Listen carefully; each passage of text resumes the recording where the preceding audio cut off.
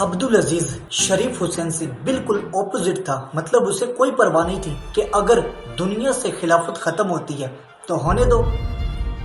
فلسطین یہودیوں کو ملتا ہے تو ملنے دو۔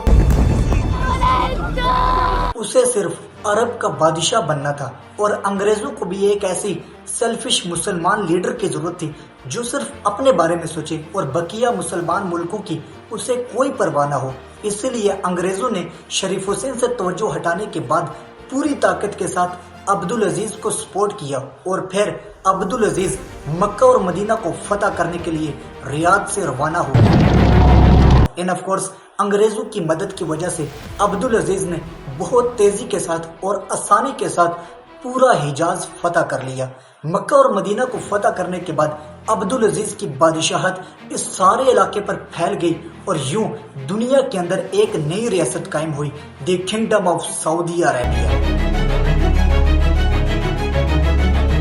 اليوم في المملكة العربية السعودية اور عبدالعزیز اس کا پہلا بادشاہ بنا۔ بادشاہ بننے کے بعد عبدالعزیز نے سب سے پہلے پورے سعودی عرب کو دو حصوں میں ڈیوائیڈ کیا۔ نجد کہ جہاں پر سعودی خاندان کا کیپٹل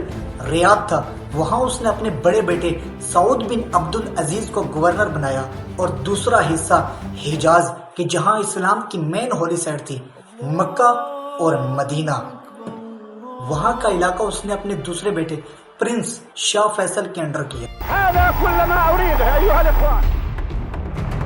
اور ان تمام معاملات کے کچھ ہی عرصے کے بعد عرب کے علاقے دمام کی سرزمین سے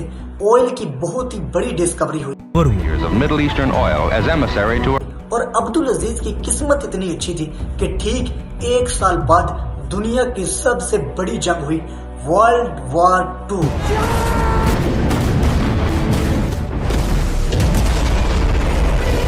جس میں پوری دنیا کو آئل کی بے تحاشا ضرورت پیش آئی، اور پھر عبدالعزیز سعودی کا تیل پوری دنیا کو بیچنے لگا، اور یوں سعودی عربیہ کی اکانومی 2000 ٹائمز اپ ہو گئی، اور عبدالعزیز ایک غریب بادشاہ سے دنیا کا طاقتور بادشاہ بن گیا۔ اور اس سے پہلے ورلڈ وار 2 کے اندر عبدالعزیز جرمنی کے لیڈر ہٹلر کے خلاف امریکہ کے ساتھ فل سپورٹ کے ساتھ کھڑا تھا، اور جب جنگ ختم ہوئی تو عبدالعزیز کے انگریز دوستوں نے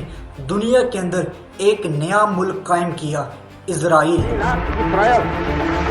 اور جیسے ہی اسرائیل کے لیڈر نے اسرائیل کی آزادی کا اعلان کیا،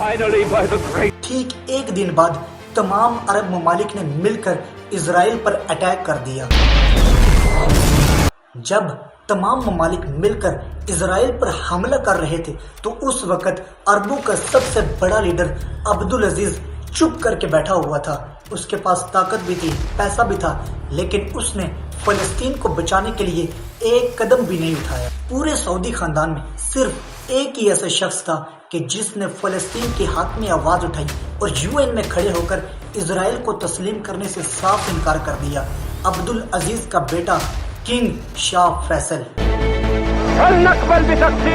لیکن اب اسرائیل آزاد ہو چکا تھا، اور اسرائیل کے آزاد ہونے کے کچھ ہی عرصے کے بعد عبدالعزیز اپنے بستر پر آخری سانسیں لے رہا تھا۔